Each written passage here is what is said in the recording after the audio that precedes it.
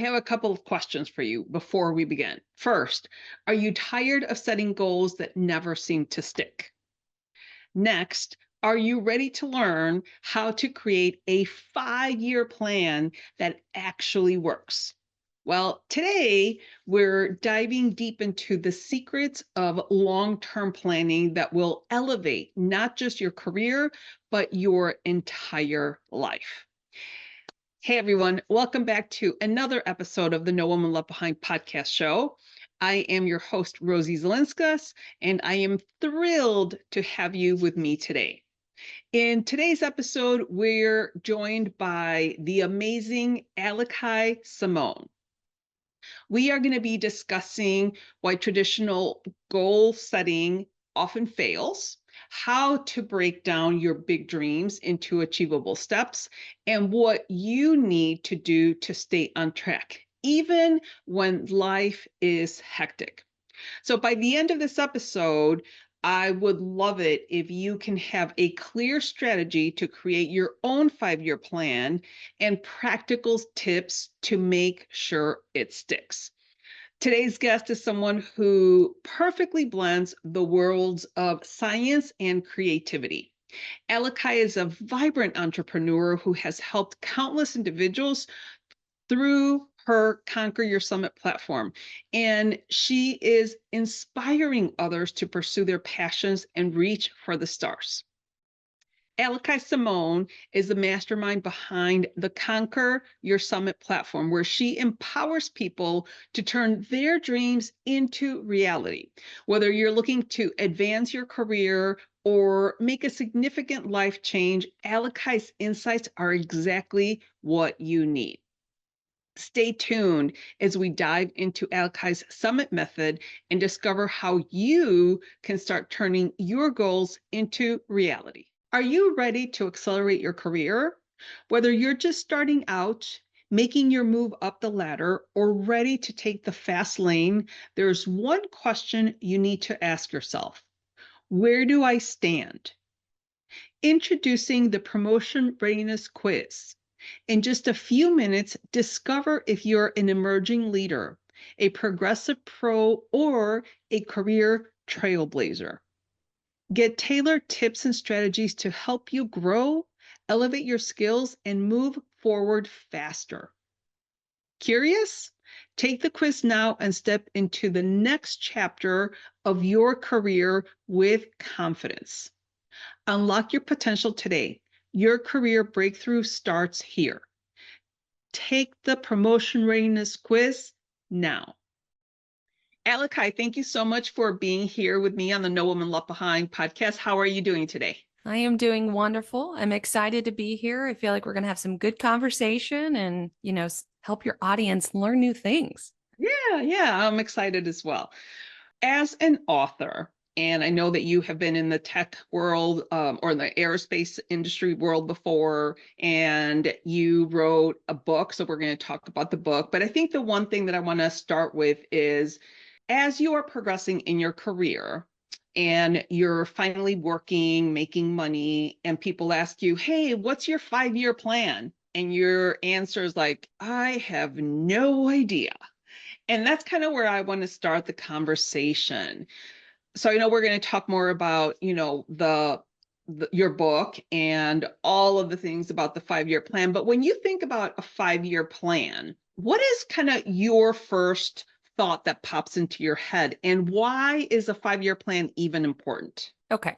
So I love this question because it's been such an evolution over the last 15 years of my life, right? I feel like, to your point, I did study aerospace engineering. I jumped into this tech aerospace world and started, my first real job. And now you're kind of making money. You're trying to figure out life. Maybe it's your first real adult, days, if you will. I mean, I technically had been adult since 18, but you don't really start figuring out the adult life until you get to that point. And I said to myself, I need a 5-year plan. I think that's natural for a lot of people to suggest, but it's really hard to accomplish. It's really hard. Like, what does that even mean? Why do I need this? What does it do? And what I want to say really quick is, yes, I do have a book called Conquer Your Summit, How to Build a 5-Year Plan and Live Your Best Life. But that comes from this need to just have a plan and to think about what you want your future to be, whether that's a 3-year, a 5-year, a 7-year, a 10-year. I try to tell people maybe X year. If the concept of a 5-year plan is too like, oh, I can't think 5 years in the future, or that seems like outdated of a methodology, don't think about it that way. I like to think about it nowadays over the last 15 years as my X year plan, whereas I choose 5, which is why, you do 5 years in the book. But I just see it as something that if you don't spend the time to focus, to take away the hustle and bustle of life and say, what do I want? Whether it's for yourself, your family, your community, your work life, your financial, what do you want this year, next year, 5 years down the road? Because a lot of times these bigger goals we have, maybe it's buying a house, maybe it's starting a family, maybe it's, becoming a CEO of your own company. Those are big goals. They don't happen overnight. They don't happen within a year, usually. Yeah. And if you don't take the steps to say, how do I get from where I am now at this baseline to that X year where I would theoretically accomplish that thing and build the steps in between, then you're going to wake up in 6 months, 1 year, 2 years down the road and say, oh yeah, I still got that pipe dream, if you will, that's over here. And I want to help people stop that regret, stop that back burner mentality of eventually pipe dreams, things that may come, and say, no, there are simple steps that you can carry out in your life today that can help you get to that 3, 5, 7, 10-year plan and better your life in the way that you want to better your life. I really like how you broke it down into almost like baby steps, right? It's like if you want a big goal, you kind of have to break it down into those baby steps. I use something similar for any woman that wants to advance in their career. I always talk about the custom career roadmap, because if you leave your career on autopilot, years can go by and you're still doing the same job and you're just as busy. And I always tell my clients, you really need to be managing your career with intention. And the more you prepare, the more confidence comes along. And I imagine that with a 5-year plan, that's what happens when you actually take the time to reflect on what it is. But some people don't even know what they want, like they don't know what they want. So even starting there, what do you really want? What is it that you aspire in life, whether it's your career, your personal life, whatever. So let's start talking about the book, Conquer Your Summit, because I think you have some really key steps and frameworks in the book. So why don't you start working or going through the summit method and tell us what are some of the key components of the summit method that we can talk about during this brief conversation? Absolutely. So for the video out there, I do have my book here and I show it. I'll describe it for the audio. My book is designed to have this mountain that you're climbing, and it's, kind of this red and blue color cover. And it's really to showcase that the summit method is a phase system to get from your baseline, which I have here as this like mountain. And so you're down here in the forest level and you have a baseline. What's your current state in life? You have to know where you're starting in order to get to the finish line, right? In any race.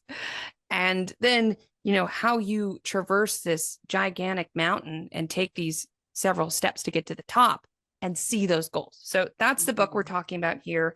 And to answer your question, the summit method is broken up into 3 phases. That baseline, that current state that you need to do first thing, is your mental tools. You need to have, a purpose. If you don't have a deepest why or a life purpose statement, that's okay. I go through some methods in the book. It's the first chapter to say you need one, because when times get tough, and they will, let's be real, we all go through ups and downs in life. You need that thing you can fall back on, this bright, fiery passion statement that says, yeah, that's why I'm doing this. It could be multiple statements, but it's, I am getting through this because it is my life purpose to help others and get fulfillment from their growth.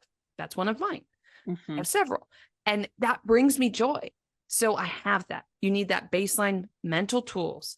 You need a positive growth mindset. You need to have a way to reset when you're looking at debt or you're looking at career challenges. Those can be very hard. Write your current state as phase 1. And in that phase, again, the summit method is a 3-phase method. in your current state, you're documenting where are you today in your personal growth. That's hobbies, education, spirituality, health and fitness, what you personally, what you need, your personal growth, your current state today, financially, what are, your income versus expenses versus debt versus saving, investments, retirement. What thoughts do you have around that right now? What numbers could you pull? And that's usually where things get a little bit challenging in the mind and we get a little frustrated. But you got to write down your baseline, and then you get to career, because your career is what you're doing with your time in exchange for money that feeds that financial, that feeds, your personal growth. When you look at your career, where are you working? What are you doing in that career? What skills do you have today in what you're doing? And lastly, you look at your community, not because it is last in priority, but because it is the bedrock and support system that we all need to grow past that baseline, to get off of the trail and start hiking up the mountain of the summit method. You need to look at your family, whether that's external or your immediate family. Maybe it's about your kids, maybe it's family planning, family, your friends. What do you have as far as your baseline of friends right now? Do you want to grow? Maybe there's some people who you need to set some boundaries. So you got to think about friends. And then external, what societal connections do you have? Are you in volunteer groups, church, coworkers, sports? It's building that community, because as people, as humans, we naturally need to be around others. And when we continue to isolate ourselves in the car, driving to work, if you're in a work from home environment, you're isolated from people. There's just been a lot of changes. And those are the 4 pillars. And so we have those 4 pillars of the summit method: personal growth, financial, career, and community. And we write the current state. That's phase 1. Understand the mental tools and write your current state. When you get to phase 2, I show you planning techniques. Sure, I have templates and, I go through those. But the point is, you need to figure out from that baseline, what is the 5-year, the 10-year, the 7-year? What is your X-year plan? Yeah. As in, what are the big goals that are driving you in those 4 areas of success? Now, Aliki, let me just stop you right there. For that first phase, that's almost like a state of the union affairs, kind of like where you inventory things, where you kind of start reflecting and thinking about the things that you just talked about.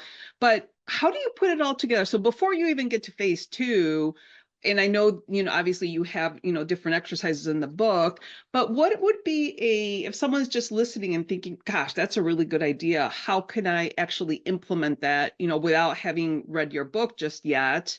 Sure. What do you do? Do you take a piece of paper? Do you write it down? Do you put it on an Excel spreadsheet? How do you even start organizing your thoughts with that phase 1? Sure. For phase 1, the way I ask people to organize their thoughts is to determine how you learn best. So 1, a lot of people are paper and pen. I love my paper and pen. I love my notebook. I tell people, go get a notebook. Don't get a bunch of blank piece of paper that you're going to lose everywhere, because this is a journey. Right. This is not a sit down for 20 minutes and I suddenly have a life plan and everything is great. This is a method that you're going to focus on because you want to make a difference in your life and you want to make a change. So you need a notebook so that you can gather everything. You can go back and look at that data, what you wrote. You'll do your later planning in your notebook. If you're someone who wants to write it out, it all needs to be in one place.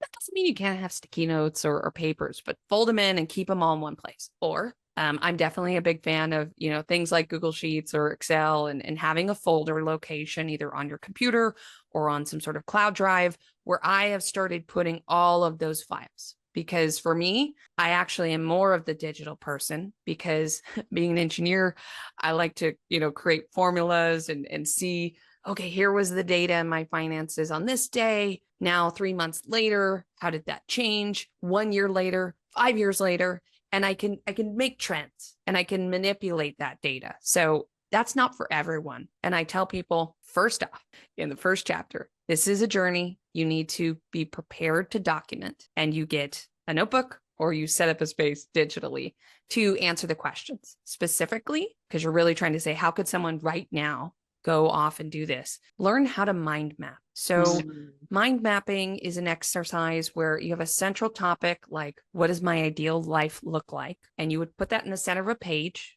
on a notebook, or you could do this on a, Google Doc or a Word doc, whatever you use. And you give yourself 5 minutes. You put a timer on and you answer that question and you let every idea come to mind. What does my ideal life look like? Or where do I need help with my mental tools? Or what does my current state in life look like? It doesn't have to be an entirely structured worksheet. I have those.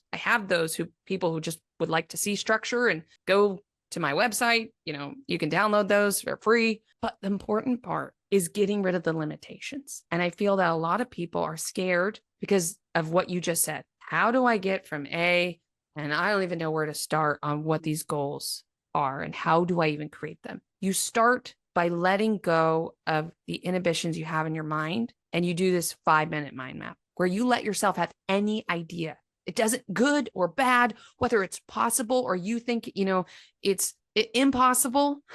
It doesn't matter. Write it down, because likely the thing blocking you from those quote impossible tasks is education, is understanding the steps. And in today's world, more than ever, everyone has access to tools that can help you get there. And whether or not you are on the side of AI or against AI, I'm just going to say that there are things like ChatGPT or other AI tools that if you just ask them, hey, how do I become a CEO of my own company? What are 15 steps that I would need to know to do that? Those AI tools are going to come back with 15 steps versus you feeling lost and confused, right? Exactly. And whether if you're against AI, great, go find a mentor, go find someone who's in that field, whether it's a coworker or go on LinkedIn and just start messaging people. It's about writing down and letting yourself free, and do not be afraid of the impossible thoughts. So that's my suggestion for the now. Get a piece of paper in your notebook or set up something digitally and start mind mapping and answering. Yes, I have like actual questions in the book to help you what to mind map. But, at a baseline, maybe here in this call, if you want to do something, go ask yourself what your ideal life looks like around your personal growth, your financial goals, your career success, and your community impact. What does that look like? I love everything that you said, especially the thing to emphasize here is that this is a journey. This is a project. So you want to start with, again, those baby steps, and the mind mapping is kind of like the old brainstorming, and you can, word cloud everything. And I think that's a great, or I should say not word cloud, but the mind map itself is a great tool because you can have 15 things on there, but then you want to choose one to kind of start outlining the baby steps, because you can't do all 15. It's kind of like when you go and you're like, oh, I want to change my lifestyle or I want to lose weight. Well, you can't start working out and change your diet and, start cooking all new recipes because it's going to be overwhelming. You want to, first of all, figure out what your grocery list is, where you're going to make meals, and, move from there. So I think the fact that we're outlining that it's a process, it's a journey, but where you start is where you are today, and schedule time to think. Because I think in this day and age, we're not good at scheduling time to just think without any kind of technology around. And, that's one of the downsides of all this technology, is that you're always like busy in your head. You're like busy. So I love that first phase. So what is the second phase of the summit method then? Sure. Imagine a space where your career aspirations are supported by a community that truly understands your journey. A space designed for women like you, ready to elevate their careers. Our monthly membership isn't just about career advancement. It's about growing confidence, gaining clarity, and building lasting connections. From expert training and monthly workshops to a custom career roadmap, everything you need to climb higher is within reach. Join a supportive community where group coaching and networking turn your professional goals into achievable milestones. Celebrate your wins, big and small, with a network of women who are as invested in your success as you are. Are you ready to unlock the leader within? Join us, and let's be brave, be bold, and take action together. Sure. So the second phase of the summit method is planning techniques, because likely you get into that infinite spiral of okay, I'm doing these mind maps. I've got my current state. I've decided to grow mental tools to be ready for this journey up the mountain of success. But you need structure to get there. And this is usually where people, they're like, 5-year plan. I don't even know where to start. That sounds hard. I don't know what I am doing tomorrow, let alone what I'm doing 5 years from now. And so planning techniques is where I talk about actually what is the work you need to do to start climbing that mountain, to develop the 5-year plan. And a 5-year plan or X-year plan would be your big goals. So that mind map that maybe you just did for your ideal life, that's going to help you because you're going to start seeing what are these big goals that are going to take years to complete. And again, centered around your personal growth, finances, career, and community. You make big goals. Then you break that down into what I call as mini steps. Basically, okay, if I have something that's 5 years away, what are the big steps that would take me to, get to that point? You take each one of those mini steps and you put those in a given year. And now you have, okay, this year I'm going to do this, and next year I'm going to, so these aren't like the minute steps of what am I doing tomorrow? It's, you got to break it down by year. Then you're like, okay, you start to see it. You start to see how you would get there. I use this heavily in my career growth, actually, in my first 5 years of getting my job. I thought, you know what? I mentioned it earlier, I'm going to be a CEO. I want to be a director. I want to be a vice president. I just wanted to get up there. I was just an engineer over here, designing satellites, but I was attracted to that world, what the leaders were doing and how I wanted to affect change and lead differently. But in the type of industry I was in, that was not something that you could just do the next day. I had to say, well, I need to become a responsible engineer. That's kind of like this next level up. I could probably do that, within a year. Talk to my manager, said, is this realistic? What are the things I need to do to get there in 1 year? Oh, on average, people who become managers, it takes 15 years at this company. Okay, I want this faster than 15 years. And I started charting out, well, where could I be in 3 years? Where could I be in 4 years? And spoiler alert, I never became the CEO of my, I guess I'm now an author. So I guess I'm a CEO of my Summit Method platform, but my goals changed. Mm-hmm. But I still built out this 5-year plan on how I could grow. I still became a manager, one of the youngest managers who had ever, transitioned into building a team there. But every year I'm looking at that X-year plan and I'm adjusting. So you need those mini steps. And there's 3 other things. You're just big goals, mini steps, whoop, and then you hop down to say, well, what's my 2-year action plan? And the reason for that is 5 years, 7 years, 10 years is too far away to think in the details. It's too overwhelming, Right. Which is why you have those just mini steps, the 1 step a year. But when you get down to 2 years, you actually do need to think about the details. You need to have something you are planning to do every month, right? It's almost like the mini step methodology has now gone into the 2 years. And every month is going to need 1 step toward that year's goal. Why? Because 1 year is not enough time for you to really make a difference on a big long-term goal. If you don't have 2 years planned out, you won't be able to make adjustments as you need to. 1 year is just, you get through that 1 year. How many of us have ever made New Year's resolutions? They go nowhere. And, and next thing you know, it's 8 months down the road. So by planning for 2 years, you give yourself the vision to know the steps you need to go. And that's the planning techniques, right? That you build that up and you suddenly have this beautiful plan. I like to make people, make goals that are SMART, SMART being specific, measurable, attainable, relevant, and time bound. It's an acronym. And it just means, don't say, I'll use the classic example.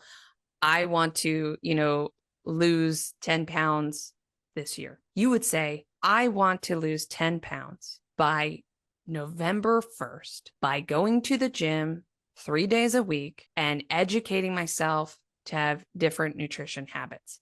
That's a goal. That is a SMART goal that's telling you when you're going to get it done, how you're going to go about it, because you've done the research, you've really thought about it. And when you look at that goal, you're like, yeah, I can do that. And the accountability is already built in, that you can't just kick it down the road, So the planning techniques phase is big goals, mini steps, a 2-year action plan, and then you have your quarterly goals, basically. Yeah, I can't really plan a meeting with Johnny 4 years from now, right? Because who the hell knows what anybody's going to be doing in that time. But within 2 years, it's much more reasonable. And I like as you were kind of talking about it, I could see a woman in the corporate world kind of thinking of like, oh, you know what? I really want to get that promotion. And 2 years is a good timeline for me to think about it and acquire it. And now what are the bigger buckets that I need to do in the next, 6 months, and then the following 6 months after that, and 6 months after that. So I think it's much more reasonable and less overwhelming, because now that we've gone through phase one and phase two, you can start seeing the vision of how the 5-year plan is coming together. So I think this is really fantastic. And then are we moving on to, now that you have phase one and phase two, now let's talk about phase three. All right, phase three. Phase three is so important. I mean, I guess you could say they're all equally, important. You can't particularly have the entire package without any of them. But if you stop at phase two, which I think is where most people do, they're like, got it. I have my goals. They are magically going to happen because I created them. And that's not the case. Phase three is execution habits. If you do not, install techniques in your everyday life to make progress, and more importantly, check in with your progress, you are bound to not make your goals. You are bound to go into that cyclical failure that we're all frustrated by. Now, there are people who are just really motivated and they go off and they just do things. But in my experience, even with myself, I'm a super motivated person. I want to like go to the moon, be in the stars, be from my aerospace references, but you have to have execution techniques. So what I talk about there is quarterly check-ins, and specifically, it is called the summit method. So I call them summit events. And this is where the first one, you're going to sit down. You've understand your baseline. You're at phase one. You're going to sit down at your first summit event. You're going to fill out those planning techniques that we just talked about in phase two. And that is going to happen again in 3 months. Every quarter, you're going to sit down and have a summit event. This may sound, oh, that's a lot. You're saying every quarter I have to sit down and do this giant planning activity? Well, first of all, do you want to make good, big changes in your life? Second of all, that first activity, that first summit event, that's where you're going to spend a good half day, a full day, if you're putting, the right energy into it. Make it a retreat, pick a weekend, whatever, you can jam into your schedule. But each 3 months, it's a lot easier. You're now opening those plans and you're saying, what did I do? Did I meet those mini steps and the goals that I laid out for those, months in the 2-year action plan? Where am I in getting to each of my goals that I have and I've architected out? And ask yourself, are you on track or are you behind? And if you're on track, great. You must celebrate your accomplishments, because this isn't meant to be, a big annoying task. This is meant to actually be fun and exploratory, and you get to learn from it because you're going to grow in life and you're going to get to where you want to go. Or you're not making progress. And this is where you have a 3-month check-in to say why. Are there distractions? Are there barriers? Are there boundaries that you need to, craft in your life so that you can make progress in the following 3 months? And rather than the whole year goal concept. So imagine you have 1 year and you only check in once a year. You've lost. You've gone so far off the track, you might not even know how to find the road again. So I preach every 3 months, look at your plans. Have the execution habits to do that. Make it a mini vacation, or, just make it a easy Sunday afternoon activity, or Monday, whatever day you have off. Look at your plans and adjust, because the 5-year plan is not forever. It's not solid. I have so many people that say, oh, that seems really rigid. I don't really like to, be so exact. Great. That's okay. Every 3 months, you get to adjust. New things come in your life, change. Mm-hmm. And the last thing I will say when it comes to execution habits is visualization. Mm-hmm. It is so easy to get lost in this world. We're staring at our phones. We're on social media. We're driving around. We have advertisements, TV, movies, whatever it is we're all sucked into. You need to be reminded. And I tell people, put those goals, whatever your next steps that you're working on a piece of paper. Make sure you add your, life purpose statement up there too. So you have that driving, fire, and put it next to your nightstand, the mirror in your bathroom, maybe the door when you leave the house, or door when you leave your bedroom. Maybe it's a little, widget on your phone, whatever you need. Maybe it's a whole vision board that you have up on your wall. But when Mhm. you see that reminder every day, once a week, you're like, oh, yeah, I need to be working on that. And then you have the more quick iterations of saying, okay, what am I doing today? What's the like micro step today that's going to make a difference in getting to the next level? Because we Mm. just get lost. So that's phase three. Phase three is you must have execution habits and you must check in with your plans regularly. And in the case of the summit method, that is every 3 months. That is awesome. I think the my favorite part of what you just said as far as the phase three is treat it as a retreat. It could just be like a 4 hour Saturday afternoon, once a quarter, or Saturday morning. And I mean, I personally love quiet time, like quiet space. So either going to a library, going to a coffee place or whatever, where you know that you can focus in spite of everything that's going around. I personally love the library. I love, love, love going to the library. So for me, my ideal thing is having my cup of coffee and going to the library on a Saturday morning and being able to work for a couple of hours, take a break, work for a couple more hours. And I actually recently heard this is a meditation teacher, and she did an entire week retreat by herself in her home. And I was like, you can do that? Like, it was like mind blowing to me. It's like, wait a minute, I can do that too. So I think, making it fun, going to like your favorite place with your favorite notebook and your favorite pen and your awesome coffee and just being prepared. And I think like what you said, execution is key, but that mental focus is so critically important when we're trying to do these big tasks and we're trying to break everything down into baby steps. And to me, more importantly, is enjoy the process, enjoy the moments that you have that time to yourself to think about your life and your big goals and trying to plan and organize. I mean, to me, it's like ideal. However, what would you recommend to people that have tried all this before and it just never sticks? That to me is like the concern, because I'm hyper motivated as well. You are too.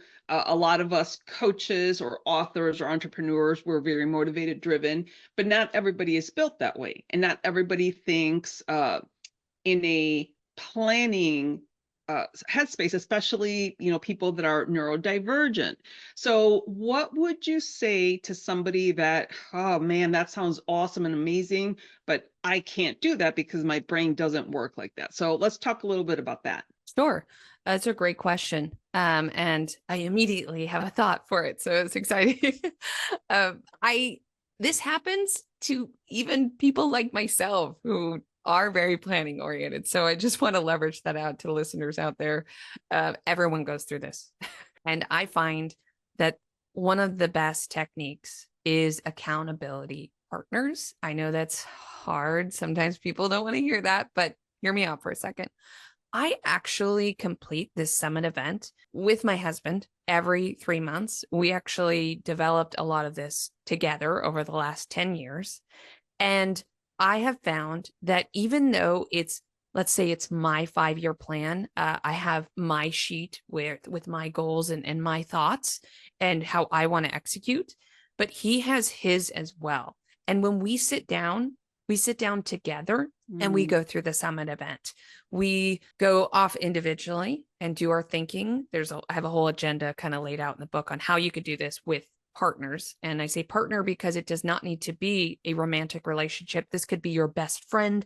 It could be a colleague or, like a co-founder if you're, trying to start a business. This is someone in your life who is as driven and aligned as you and wanting to accomplish their goals together with you. And then go off and you do your planning. And then you're going to come back and say, okay, let's spend the next, 30 minutes, hour, let's say, and compare plans. You now have another mind to, check, first of all, did you make a good plan? Because sometimes you need someone to help you either make it better or be like, is that really realistic? And kind of check your work almost. That's a very powerful thing.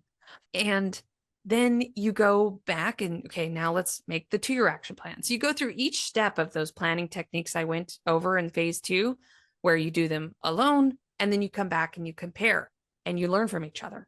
But by the end of it, you have now built a relationship with another human being who saw your plan.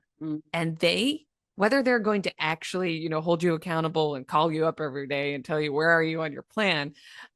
The point is in your mind that person knows what you decided. And I think that is a very powerful motivation technique, because the mind is the biggest sandbox. And it's beautiful, right? We can create so many illusions and, the dreams we create at nighttime, all these things that happen in your mind, but it's a place you can hide. Yeah. And so you have to figure out how to take your mind isolation out of it and get another person involved who's going to hear you speak and see those words.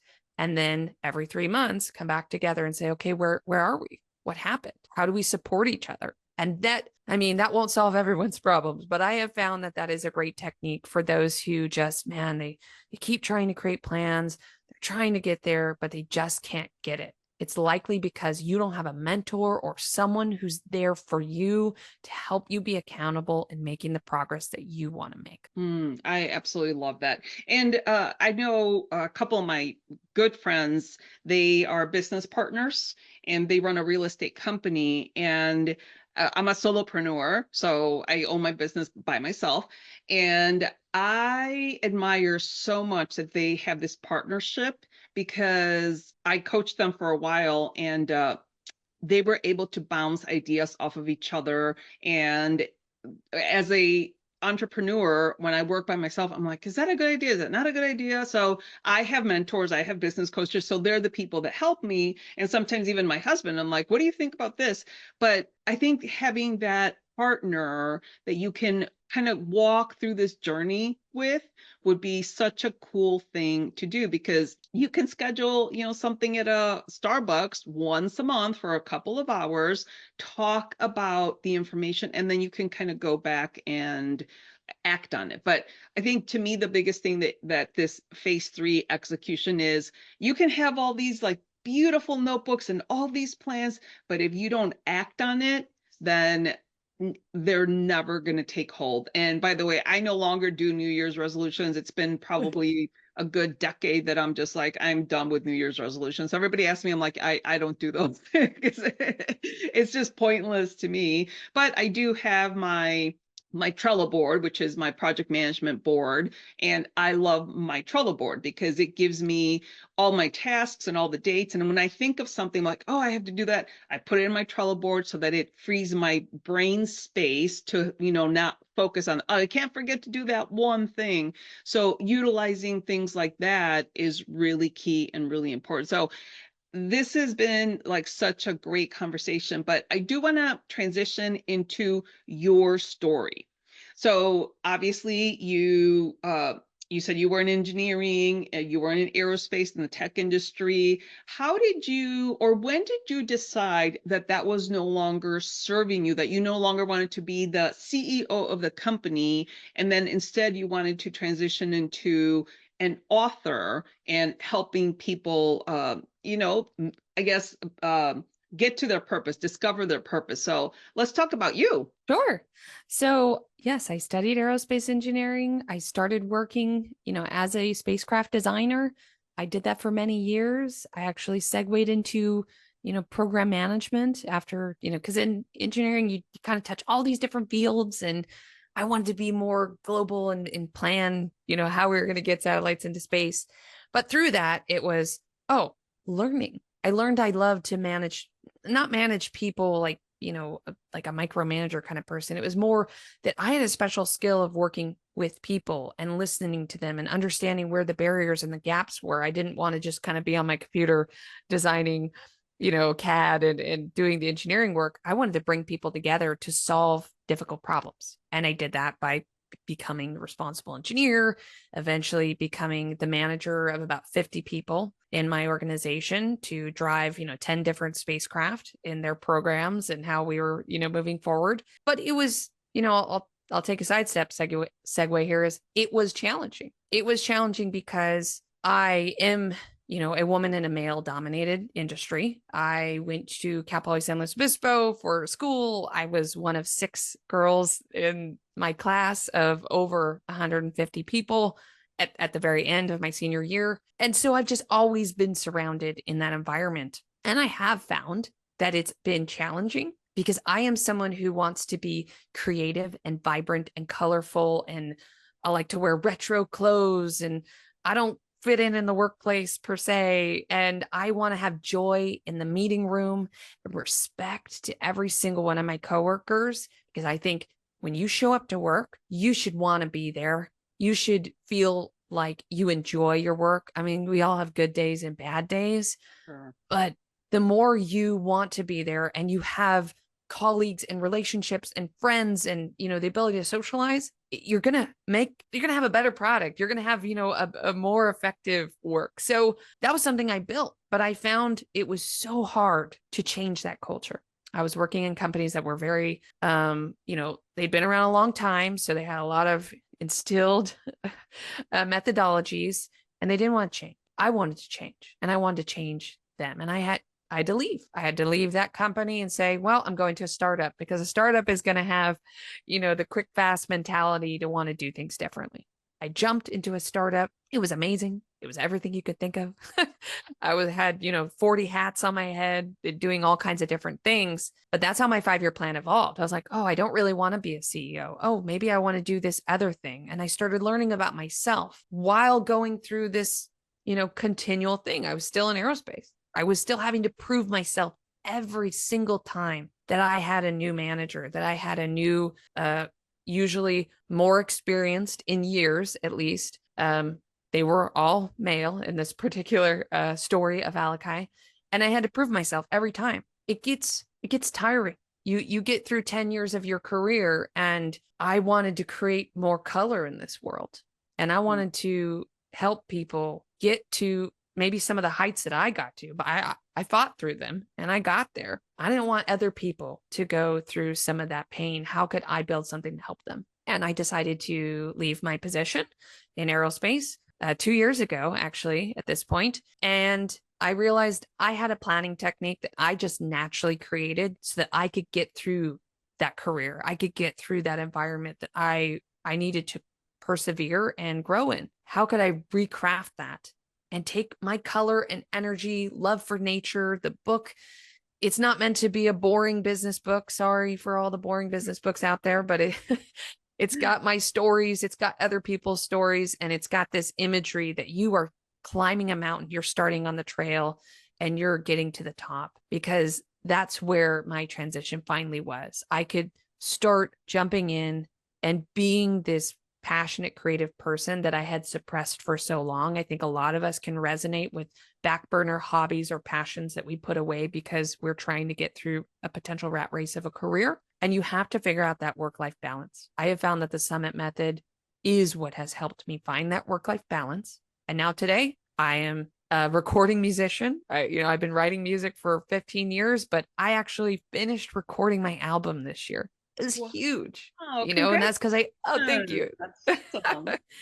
I unlocked that. I unlocked writing this book, deciding to become an author, to write down this information to help others and bring my art into it. I'm also an artist, so I get to make murals, and I've created notebooks actually that people could buy that have my art on the covers. And it's just all about how I woke up and I realized I needed to leave a stable corporate position so that I could find myself and discover my next path. And that is, I said a lot in this podcast, but since we are talking a bit about leadership and career and, how we move forward, don't be afraid to make the scary leaps in life, because sometimes they will be the most fruitful. If you make a plan, don't just leap.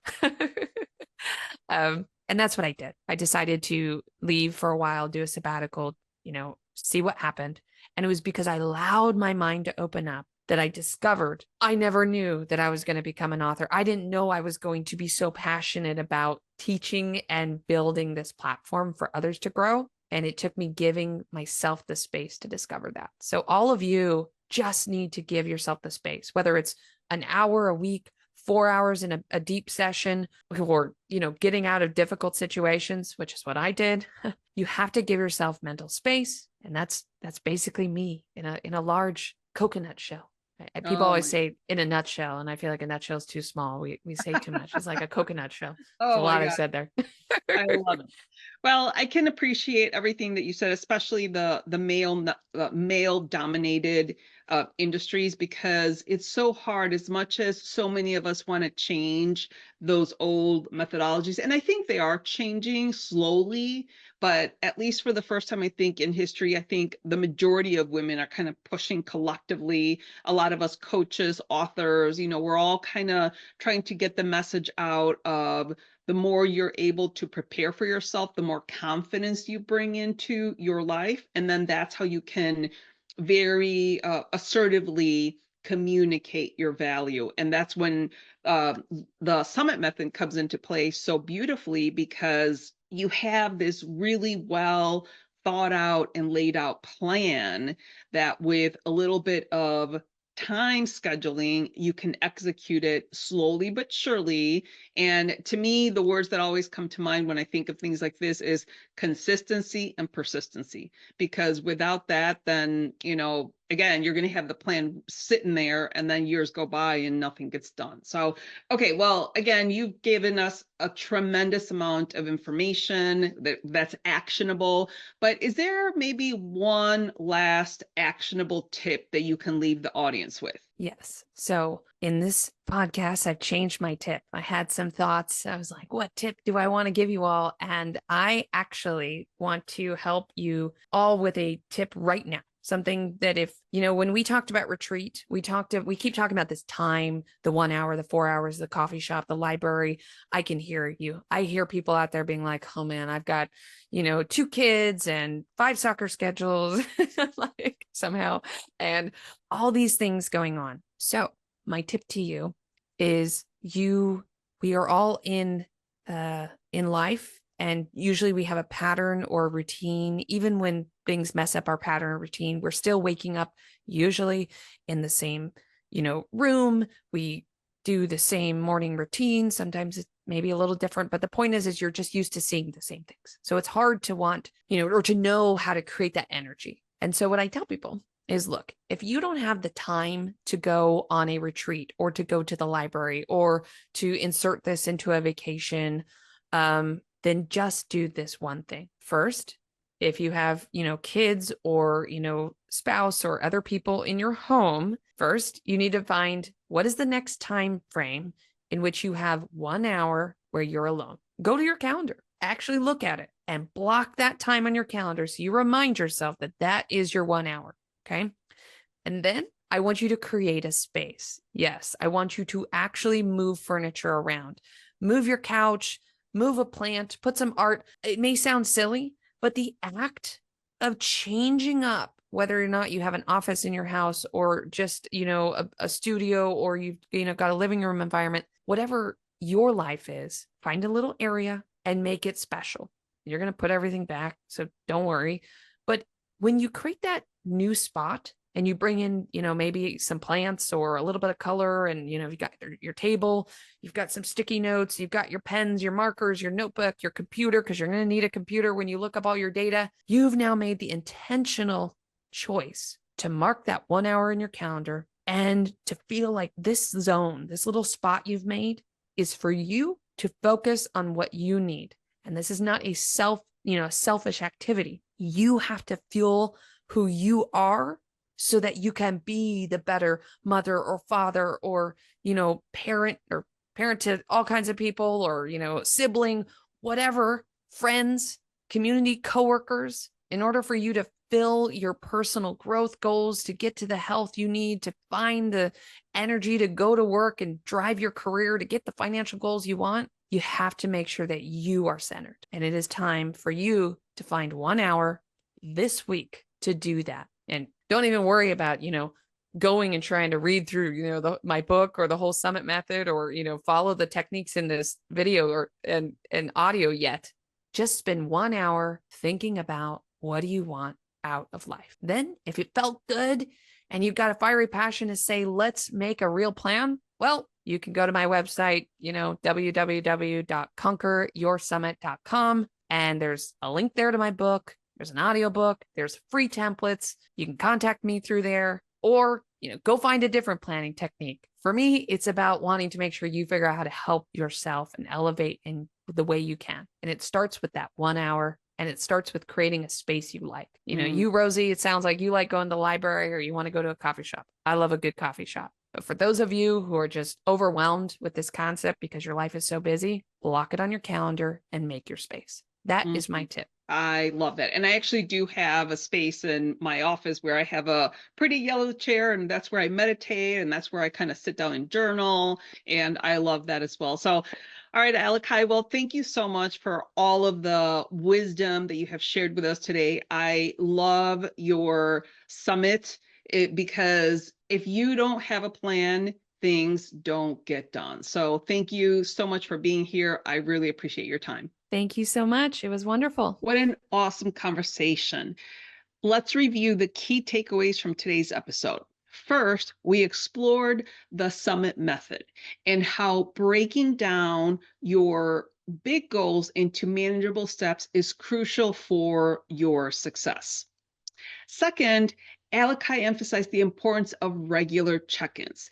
I think when she said, get an accountability partner, whether it's your spouse, your friend, a coworker, a mentor, somebody that can help you put in those regular check-ins is key. And third, we discussed the power of creating a dedicated space for planning and reflection. I personally have my yellow chair that I meditate in, I journal, I sit down, I have my coffee there. And that to me is my calm, peaceful, quiet place that I can do all those things. Aliki's top tip is to set aside just 1 hour per week for planning, block it in your calendar, and create that space that inspires you, and use that time to focus on what you truly want out of life. All of Aliki's links and resources, including where to find her book, will be available on the episode's website. And I want to remind you not to forget to take the promotion readiness quiz to see how ready you are for that next step in your career. And also check out the Unlock the Leader Within membership. This is to build your confidence and your skills for self-advocacy. And I would love for you to join an amazing community of like-minded and amazing women. The links to the promotion readiness quiz, as well as the Unlock the Leader Within membership, will be in the episode website as well. Today, you've gained the tools to start crafting your own 5-year plan and learned how to stay on track, which is so awesome and important. So with that, remember to be brave, be bold, and take action.